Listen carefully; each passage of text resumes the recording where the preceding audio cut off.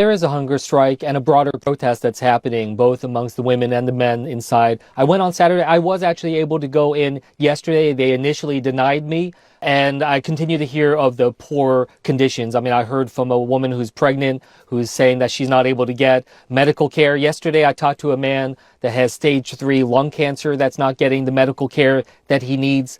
A detainee handed me a carton of milk.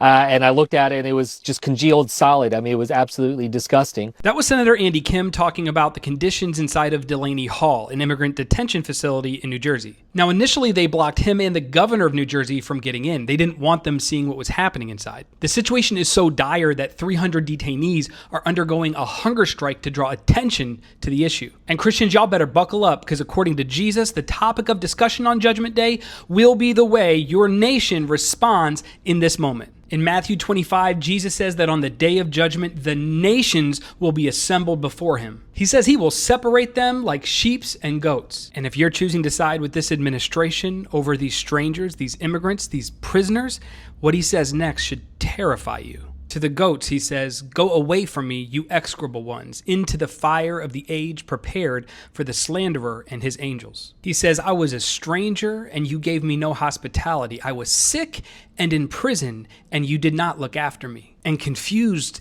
he said, they will say to him, "Lord, when did we see you and not do these things?" And Jesus says, "Inasmuch as you did not do it to one of the least of these, you did not do it to me." And these, he says, will go to the chastening of that age. Now, I know a lot of you will defer to legal technicality, saying that we have to follow the law. You want us to be lawless. But not only are you the one defying God's law, but you're defying the laws of this land. Because according to an article published by my favorite legal scholar, who also happens to be my wife, in the Journal of Criminal Law and Criminology, pregnant immigrant detainees do have constitutional rights that are not being met at Delaney Hall. And not only them, but every detainee who is not being properly fed, not given proper medical care or access to the things that they need, they're breaking the law over there, and you're supporting that too. So your choice isn't between supporting the law or supporting these detainees. It's between supporting cruelty for cruelty's sake or the image of God